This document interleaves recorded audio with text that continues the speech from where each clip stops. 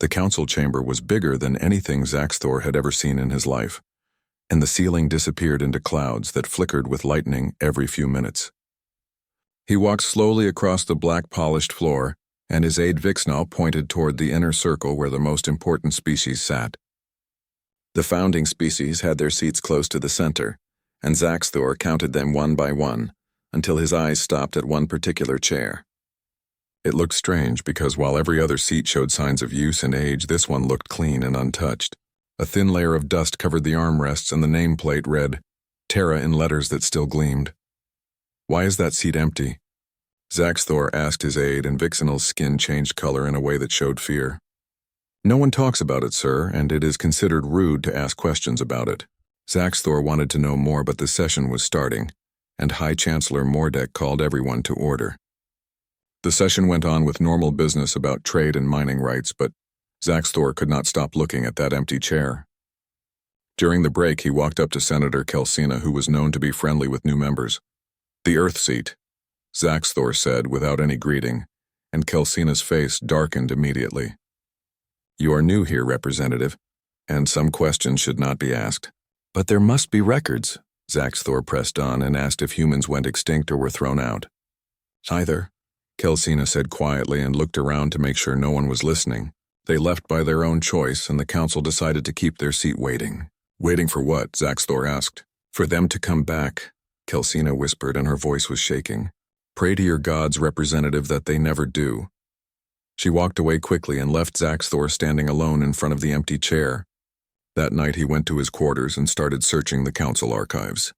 Most files about Earth were locked at the highest security levels, but he found small pieces here and there, references to something called the separation and notes about sealed military records. One phrase appeared again and again in the oldest documents, and it said, "By their mercy alone."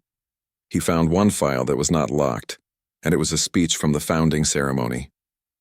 A human named Commander Jake Morrison had spoken, and the words were short but heavy. "We helped build this council to make sure the strong protect the weak and that justice wins over tyranny, and that no species suffers like we once did. We take our seat today with hope but understand this clearly. We will not stay if that hope proves false. Our absence will be your warning and our return will be your reckoning." Zaxthor read those words 3 times and tried to understand what they meant. Humans had not just left the council. They had left a threat hanging over everyone like a sword. He started a deeper search into classified files, and within minutes his screen flashed red. High Chancellor Mordek himself appeared at his door less than an hour later. "Representative," the old Archon said, and his voice carried weight that came from living thousands of years.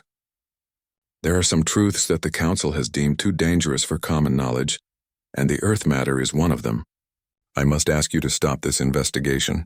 "Why?" Zaxthor demanded and stood up to face the Chancellor. "What could be so terrible that we cannot even speak of it?" Mordek was quiet for a long time and then spoke slowly. "Because 12,000 years ago humanity discovered what we had done, and in their mercy they chose to simply walk away. But they made us promise to keep their seat ready and to remember what we are in their absence. Most species have forgotten what that empty chair means, and I pray every day that it stays that way."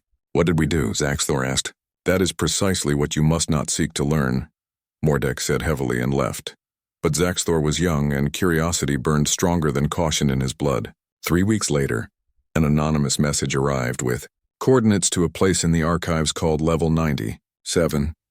The message said the truth about Earth had been hidden in plain sight for 12,000 years. Zaxthor knew accessing that level was illegal and could get him expelled from the council or worse. But the empty seat called to him during every session, and he needed to understand. He waited until the night cycle when most representatives were sleeping and went to the archive entrance. The door was made of a metal he did not recognize, and his security pass should not have worked, but the door opened smoothly. Inside, the archive stretched into darkness and emergency lights came on as he walked. He followed the coordinates to a section marked Founding Era Classified Imperial. Imperial, Zaxthor said to himself with confusion. The council had no empire, and it was supposed to be a democracy. But as he opened the files, the truth started coming out like a nightmare. 12,000 years ago, the galaxy had been different. 6 of the founding species had not come together as equals.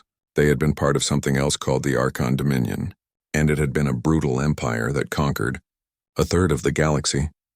Humanity had been their target, and the file showed strategic plans for Earth, which was listed as primitive but rich in resources. The Archons had detected radio signals and sent a fleet to subjugate the planet. It was standard procedure for the Dominion, and they would arrive with overwhelming force and demand, surrender and enslave the population and strip the planet of everything valuable, and then move on to the next world. But something had gone wrong. Zaxthor found battle reports filed by Fleet Commander Zix Orin, and the Dominion fleet had arrived at the Sol system with 500 warships. They expected easy victory from the humans, who only had chemical rockets and had barely reached their own moon. The first message from Earth had been simple, and it said, "Leave our system." The Dominion fleet had laughed, and Zix Orin sent back an equally simple response that said, "Surrender or face extinction." The humans sent a second message, and it said, "You were warned." What happened next made no sense to Zaxthor. The human planet did not launch missiles or fighters. Human vessels appeared from nowhere, and they were ships that violated every known law of physics. They did not use normal weapons. Some Dominion ships just stopped working, and their systems went completely dead. Others tore apart from the inside as if gravity had reversed. Some ships vanished entirely and were erased so completely that even their debris stopped existing. The Dominion lost 473 ships in 17 minutes. The remaining 27 fled, and only 12 made it back to Dominion space. The others disappeared while traveling through space, and something hunted them across light years. Zix Orin's final report was short and terrifying. They were never primitive, and they were waiting and watching. "We attacked children who are pretending to be helpless, and they stopped pretending. Request immediate withdrawal from all territories within 500 light years of Sol. Further engagement will result in total species extinction, and this is not an exaggeration. I have seen what they can do, and we are insects compared to them." The Archon Dominion debated, ignoring the warning, and according to the files, that debate lasted 6 hours. It ended when Earth sent a single message to the Dominion homeworld, and it bypassed all encryption and security. The message contained coordinates to every Archon military base and supply depot, and colony world and command center, not just in Dominion space, but also secret bases the Archons thought were perfectly hidden. The message ended with simple words that said, "We know where everything is. Stand down or find out what else we know." The Dominion stood down immediately. 3 months later, representatives from Earth arrived at the Dominion capital, and they brought the other 5 founding species with them, who had all been conquered or enslaved by the Archons. Commander Jake Morrison delivered the terms personally, and Zaxthor found the recording deep in the classified files with a warning label that said, "Emergency access only for catastrophic threat protocols." He played the recording and saw a human male wearing a simple blue uniform with no weapons visible. His face looked calm and almost gentle, but his eyes held something that made Zaxthor feel cold even through a recording that was 12,000 years old. "You will dismantle your empire," Jake Morrison said in a voice that was quiet but firm. "Every slave will be freed, and every conquered world will be liberated. You will form a council with these 5 species as equals and not as subjects. You will create laws that protect the weak from the strong, and you will police yourselves fairly and justly. You will never attempt conquest again." An Archon voice that probably belonged to the Emperor asked what would happen if they refused. Jake Morrison smiled, and it was the saddest smile Zaxthor had ever seen. "Then we will do what we came to this galaxy to escape, and we will become the monsters we fled from. We will erase you, and not just your government or your military, but your entire species. Your worlds will be empty, and your history will be a warning. We have the capability, and we lack only the willingness. Do not give us the willingness." "You would commit genocide?" the Emperor asked, and his voice shook. "No," Morrison said quietly. "We would prevent a greater one. Your empire has killed trillions, and how many more will die if we let you continue? We have run the numbers, and we have seen the projections. In another 1,000 years, you will have conquered half the galaxy, and in 5,000 years, all of it. How many species will exist then, and how many will you have erased? We have already lived through that once, and we will not let it happen again, because we cannot." The recording ended, and Zaxthor sat in the darkness trying to process what he had heard. Humanity had not just defeated the Archon Dominion, they had forced the most powerful empire in the galaxy to destroy itself and form the Council. They had created the very system that Zaxthor now served. But the files continued, and he kept reading. The Council had been established, and the 6 species worked together with human advisors guiding them. For 17 years, humanity helped build the framework of galactic government and trained peacekeepers and established courts and laws. Then they discovered the camps and the files contained images that Zaxthor wished he could never unsee. On a world called Korvash, the Council's archaeological teams found evidence of the Archon Dominion's darkest secret. Before the conquest and before the Empire, the Archons had nearly been wiped out by a plague. They survived by harvesting genetic material from other species and experimenting on them and using them as living laboratories. The camps had held billions, and not warriors or criminals, but civilians and children. The Archons had processed entire species through those facilities and took what they needed and disposed of the rest. It had lasted for 3,000 years before the Dominion rose to power. The Council tried to hide the discovery, and not out of evil intent but out of fear. The Archons were one of the 7 founding species, and revealing their crimes would tear apart the fragile peace. But a human scientist named Lisa Grant found out, and she brought the evidence to Commander Morrison. Humanity called an emergency session, and Zaxthor found Morrison's final speech to the Council preserved in the files. "You lied to us," Morrison said, and his voice was heavy with disappointment. "We asked you why you built an empire, and you said it was natural expansion and the desire for resources and security. You never mentioned that your entire species exists because you committed atrocities that make our worst nightmares look tame. Now you want to bury it again and pretend it never happened." It was 3,000 years before the Dominion. An Archon delegate protested. "Our ancestors' sins are not ours to bear." "Then why hide them?" Morrison demanded. "If you have truly changed, then own what you were, memorialize the victims, and teach your children so they never repeat those horrors. But instead you want silence, and you want to move forward without accountability. That tells us you have not really changed at all, and you have just been scared into compliance." The Council voted to seal the records, and it was 6 species to 1. Humanity voted against sealing them. 3 days later, Commander Morrison gave one final address, and Zaxthor played that recording with hands that shook. "We came to this galaxy running from our own darkness," Morrison said. "We had fought wars that nearly destroyed us, and we had committed atrocities in the name of survival. We had looked into the abyss of what we could become and barely pulled ourselves back. We thought we could help you avoid our mistakes, but we were wrong. You are not trying to be better, and you are trying to hide what you are. We cannot be part of that, and we will not legitimize it with our presence. So we are leaving, and we are taking our seat, but we are not coming back unless you prove you have actually changed. Our seat will stay empty, and let it remind you what you chose when you chose comfortable lies over difficult truth. If you ever do what you did before, and if you ever restart the camps or the conquest or the horrors, then know this: we will be watching, and we are always watching. We will not show mercy a second time." Humanity left that day, and all of them departed together. Every human advisor and scientist and diplomat and observer boarded their ships and left Council space. The records showed they traveled beyond the galactic rim into the void between galaxies. Long-range sensors tracked them for a few months before losing contact entirely. For 12,000 years, the seat remained empty, and it stood as a reminder and a warning and a promise. Zaxthor closed the files and sat in silence for a long time. Now he understood why no one spoke of Earth. The Council existed only because humanity forced it into existence. The peace that everyone celebrated had been imposed at gunpoint by a species so powerful, they made the galaxy's greatest empire surrender without fighting. Somewhere out in the dark between galaxies, they were still watching. He returned to his quarters that night and could not sleep. The next morning, during the Council session, he stared at the empty seat and saw it differently now. It was not just an empty chair. It was a grave marker for ideals that had died. It was a warning that had been ignored for so long that most species thought it was just decoration. It was a promise that terrified him, because he now knew what humanity was capable of when pushed too far. High Chancellor Mordek noticed his staring and approached him after the session. "You found the archives," the old Archon said, and it was not a question.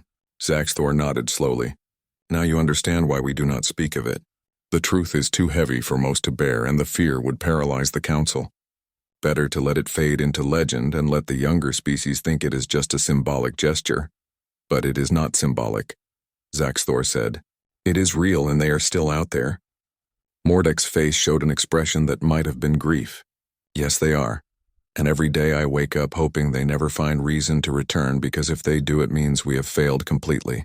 The Council has slowly forgotten what we promised them, and we have slowly returned to our old ways."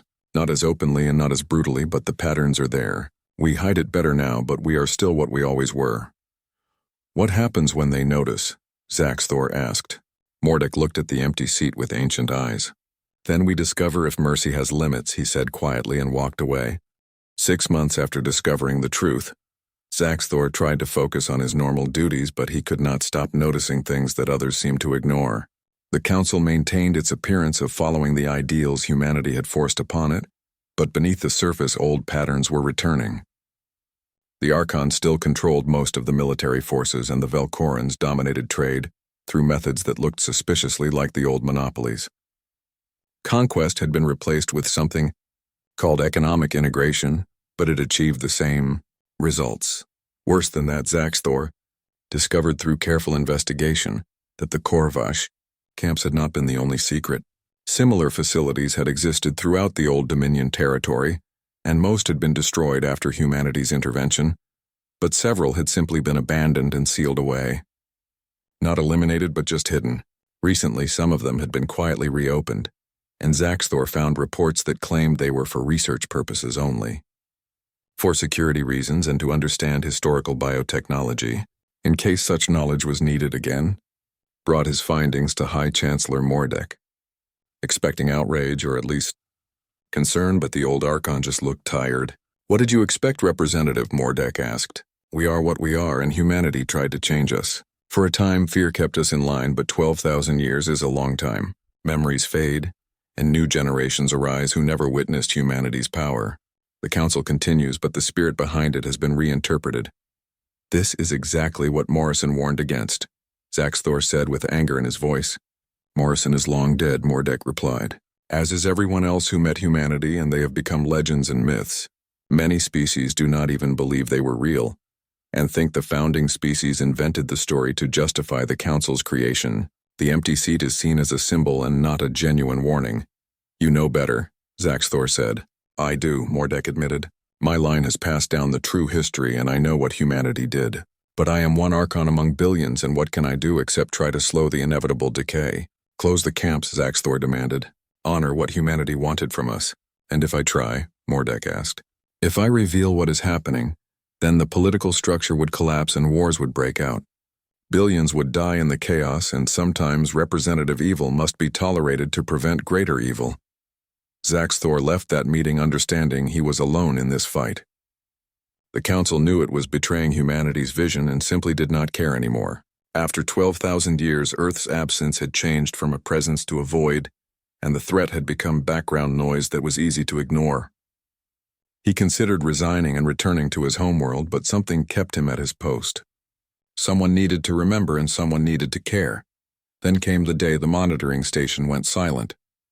The station called Outpost Prime sat at the edge of council space where the galactic rim began fading into the intergalactic void. It was officially a research facility studying dark matter and cosmic radiation, but unofficially Zaxthor learned it monitored for any sign of human activity. For 12,000 years it had detected nothing. Then it sent one burst transmission that said contact detected and analyzing, and unable to classify, and signature matches no known patterns. The transmission cut off mid-sentence. The council sent a fleet to investigate, and 12 ships heavily armed arrived at Outpost Prime to find it intact but completely empty. No crew and no bodies and no signs of struggle. Just empty corridors and functioning systems. On the command deck, they found a message written in 6 different languages, all belonging to the founding species. The message was simple, and it said, "We are still watching." The council tried to suppress the news, but rumors spread quickly. Then came the second incident when a Velkoran trade fleet vanished in the outer territories. Then an Archon research vessel disappeared. Then a pirate station that had been operating under unofficial council protection simply ceased to exist. All disappeared without distress calls and without evidence and without any explanation. At each location, the same message appeared on nearby stations or buoys, and it always said, "We are still watching." Panic began spreading through the council chambers, and the younger species who thought humanity was mythology suddenly faced the possibility that the legends were real. The older species who had let themselves forget now remembered what they had tried to bury. High Chancellor Mordek called an emergency session, and the chamber was packed with every species represented and every delegate demanding answers. Mordek stood at the central platform looking older than Zaxthor had ever seen him. 12,000 years ago, Mordek began, humanity left us with a warning. We were told to maintain the principles of the Council and to protect the weak, and to prevent the strong from returning to the old ways. We were told they would watch and they would know if we failed. You are saying humans are behind the disappearances, someone shouted from the crowd.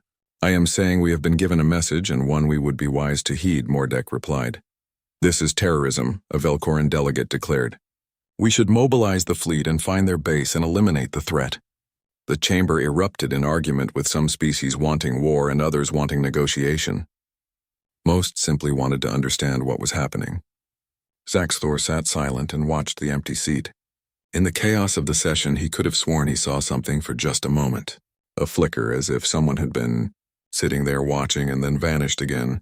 That night, Zaxthor received another anonymous message, and this one contained coordinates to a location in neutral space far from any council world. The note said, "Come alone and come unarmed. If you want truth, we will give it, but only to those brave enough to face it." Zaxthor knew it was likely a trap and knew he could disappear like the others. But he had spent months learning about humanity and understanding their history. He had come to a conclusion that they had been right and the Council had failed.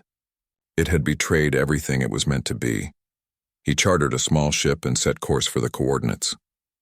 The journey took 3 days, and when he arrived at the designated location, his sensors detected nothing. Empty space with no stations and no vessels. He prepared to turn back, thinking it had been a hoax. Then his ship's computer spoke in a voice it had never used before, and it was smooth and undeniably human. "Hello, Representative Zaxthor," the voice said. "Thank you for coming, and we have been wanting to talk to someone who actually cares." "Who are you?" Zaxthor asked with his hearts racing. "We are the descendants of the people who left, and we are what humanity became when we stopped pretending to be less than we are. We are here to deliver a message the Council needs to hear." "What message?" Zaxthor asked. "That time is up," the voice said. "We gave you 12,000 years and we watched as we promised. We saw you slowly forget and slowly return to your old ways. We have been patient and we hoped you would remember. But you have reopened the camps and restarted the conquests under new names and forgotten why we left. So now we are coming back, and not as advisors and not as partners, but as judges. You are going to attack the Council?" Zaxthor asked, and felt fear grip him. "No," the voice said calmly. "We are going to do something worse, and we are going to give you exactly what you asked for 12,000 years ago. We are going to leave you alone and completely alone. We are going to show you what happens when there is no one watching, and when there is no one who cares about mercy or justice or protecting the weak. We are withdrawing our surveillance and we are pulling back our monitoring systems. We are leaving this galaxy to manage itself." "I do not understand," Zaxthor said. "You will," the voice replied. "Soon everyone will understand. See how long your council lasts when you truly believe no one is watching. See how long before the strong devour the weak. See how long before you become the Dominion again. When you do, and when you finally become the monsters you have been pretending you are not, then we will return. Not to judge you, because you will have already judged yourselves.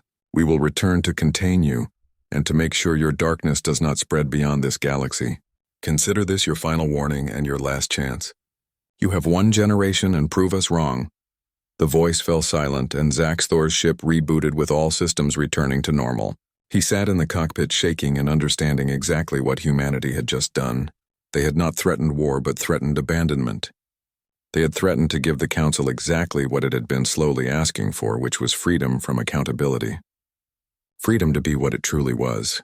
In that freedom, humanity knew the Council would destroy itself, and the only question was how long it would take.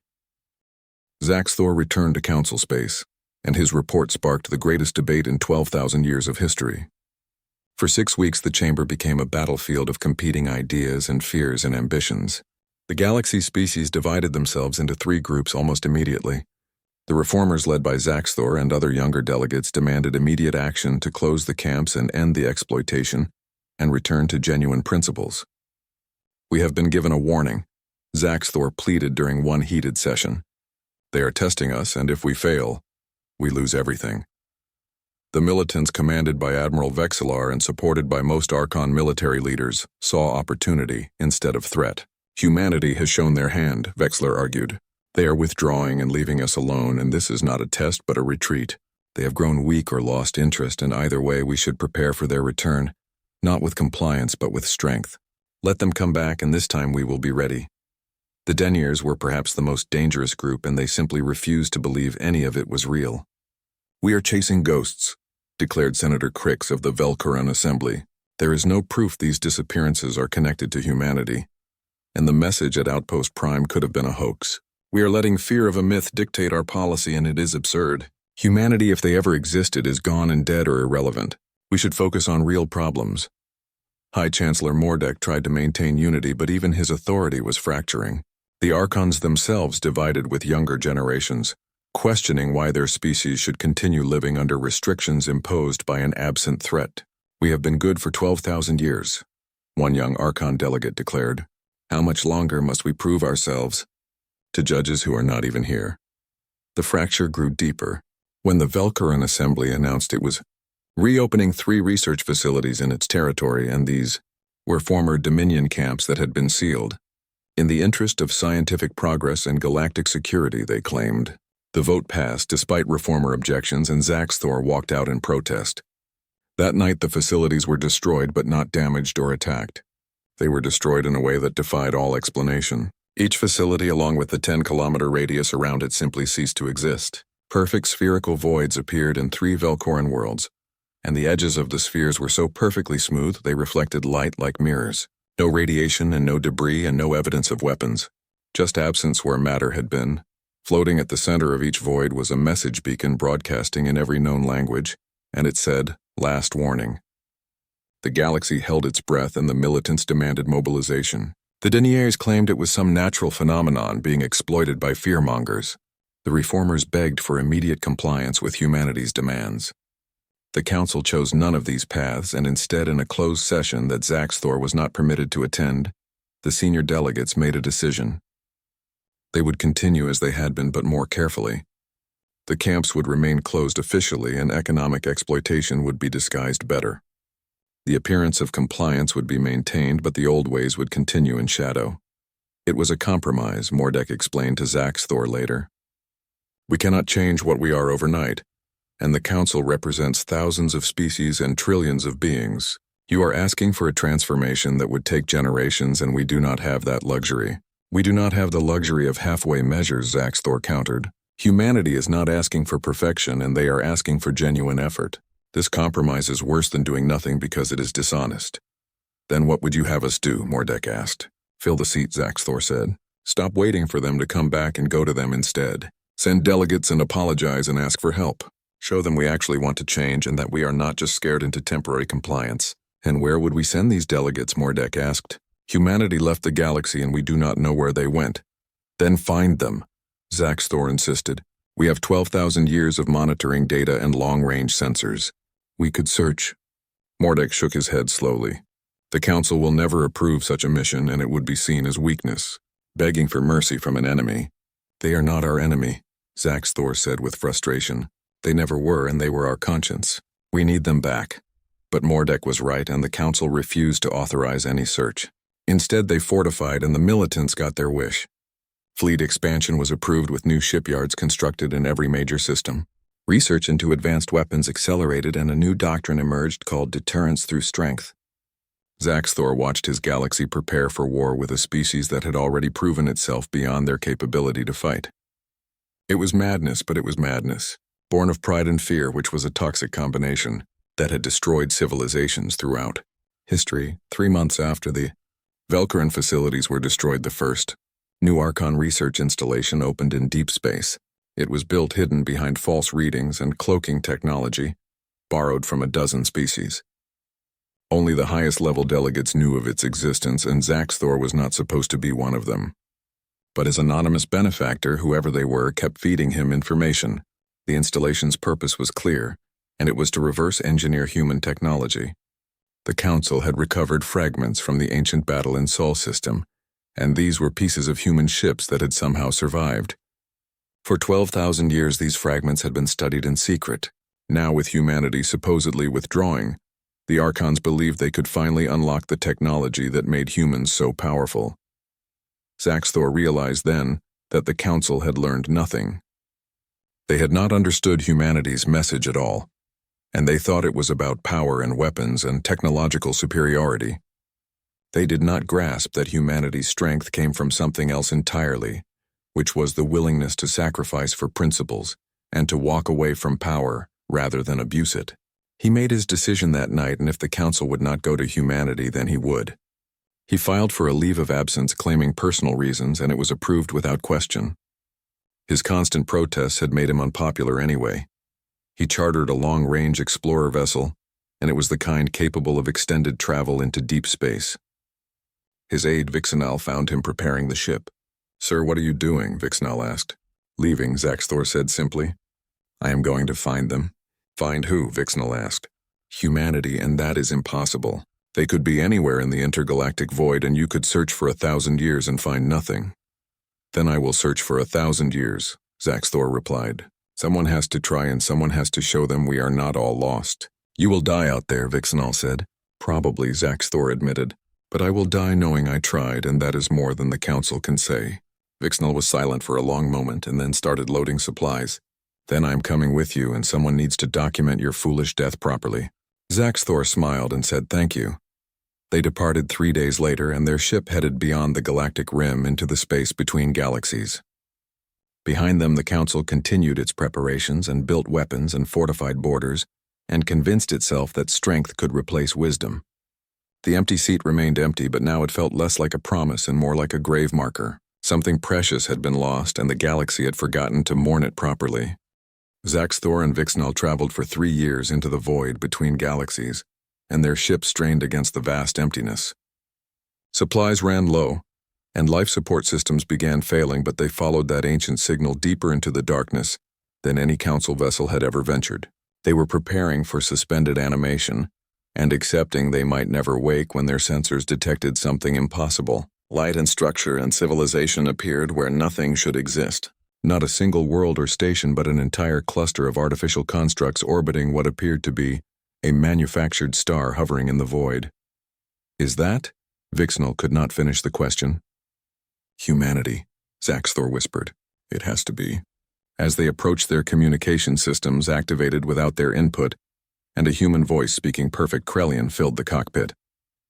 "Welcome, Representative Zaxthor and Vixenal of the Krellian Empire, and we have been expecting you. Please dock at Platform 7 and you will need medical attention. We have much to discuss." The dock was inside one of the massive structures, and it was large enough to house a city. As Zaxthor and Vixenal emerged weak from their journey, they were met by a human woman with graying hair and kind eyes. She introduced herself as Dr. Claire Bennett, and said she was head of the External Relations Committee. "You came a long way," she said as medical staff helped the 2 Krellians to treatment facilities. "Though I admit we did not expect anyone to actually make the trip. When we detected your ship 3 years ago, there was quite a debate about whether to guide you here or redirect you home." "Why did you let us come?" Zaxthor asked. "Because you tried," Claire said simply. "That matters, and come. Once you are recovered, there is someone who wants to meet you." 2 days later, recovered and fed Zaxthor and Vixenal were brought to a garden, which was an impossible place of green plants and flowing water existing in a space where no garden should be. An old human man sat on a bench feeding what appeared to be birds, though Zaxthor had never seen any species quite like them. "Representative Zaxthor," the man said, and stood with effort. "I am Jake Morrison's great-great-great-grandson, and also named Jake. I have inherited his role as Speaker for Humanity. And please sit. We have much to discuss." "You are still alive," Vixenal stammered. "After 12,000 years. We age slowly here," Jake explained. "Time works differently when you are not bound to a single dimension. But yes, some of us who left are still alive, though most of the original generation has passed. I knew my grandfather only as a very old man, and he told me stories about Earth's time with the Council. I found the archives," Zaxthor said. "I learned what you did and what you tried to build and what we became instead." Jake nodded sadly and said, "We have been watching. We have seen the camps reopening and the old patterns re-emerging. We have seen the Council preparing for war with us and building weapons from children's toys and thinking they are matching our capabilities. It would be funny if it were not so tragic." "Then why did you withdraw surveillance?" Zaxthor demanded. "Why give us that message and you had to know how the Council would react?" "We gave you a test," Jake said. "Not of your ability to defeat us, but of your ability to defeat yourselves. We wanted to see if you could choose to be better without someone forcing you, and without the threat of our return keeping you in line. He paused and looked sad. You are failing that test, Representative, and failing it badly. I know, Thor said. That is why I came in to ask for help. To beg if necessary, and to tell you that not everyone has forgotten. Some of us still believe in what you tried to build. Jake studied him for a long moment. Do you know why we really left? You found the camps and you discovered the council was hiding its past. That was the trigger, yes, but the reason goes deeper. Jake stood and gestured to the structures around them. This place and what we have built here is what humanity became when we stopped limiting ourselves. When we stopped pretending to be less than we are so others would not fear us. Out here away from the galaxy we have grown and we have transcended. We have become something the council could not understand. He turned back to Thor. We did not leave because we were disappointed, Representative, and we left because we were dangerous. The longer we stayed, the more the council relied on us and you were becoming dependent, letting us solve your problems instead of learning to solve them yourselves. We realized we were creating the very thing we had fought against, which was a power structure, where the strong controlled the weak, even if our control was benevolent. So we left and we forced you to stand on your own. And now we are falling, Thor said. Yes, Jake agreed, because you were never standing at all and you were kneeling and pretending it was the same thing. When we removed the threat, you simply chose a different master, which was your own worst natures. Then come back, Thor pleaded. Force us to be better again. No, Jake said firmly.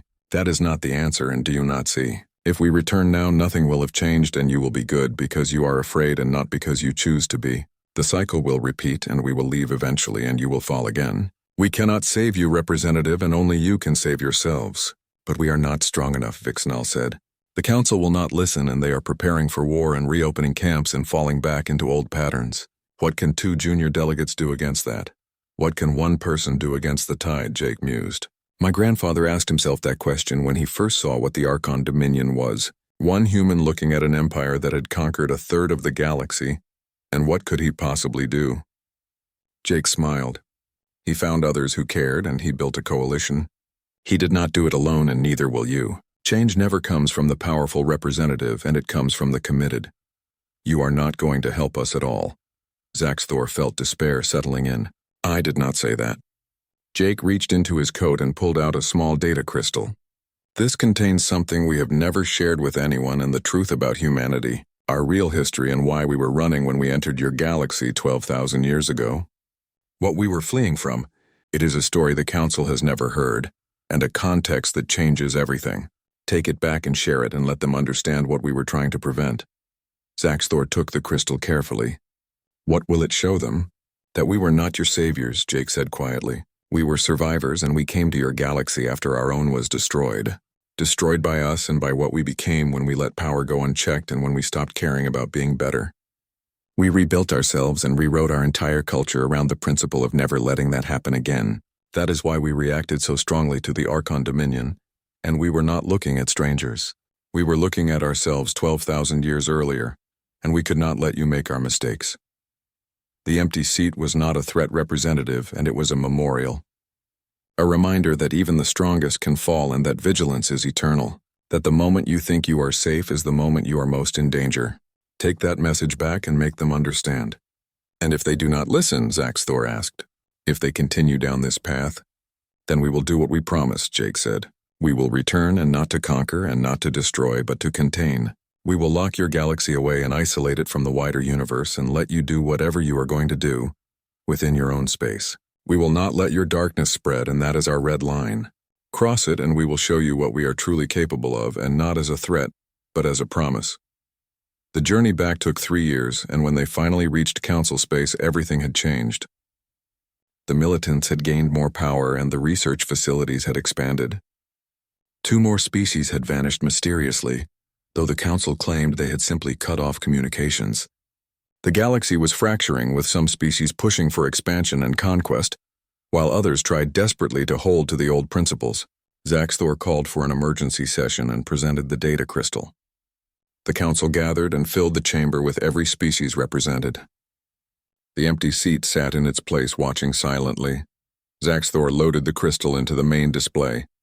Before you continue down this path, he said, you need to see this. You need to understand what humanity really is and what they survived and what they are trying to prevent. The crystal activated and images filled the chamber showing another galaxy similar to their own. But it was wrong and twisted and dead. The images showed world after world, all lifeless and all bearing scars of weapons beyond imagining. There were humans, but they were different and harder and colder. A humanity that had let itself become monstrous. The recording explained what had happened and how humanity had reached the stars and found themselves alone in their galaxy. How they had expanded without check and fractured into competing factions. How those factions had gone to war, and how that war escalated until it consumed everything. They had destroyed their own galaxy in the name of victory, until only a few ships remained fleeing into the void, carrying the last humans who remembered what they had been before the darkness.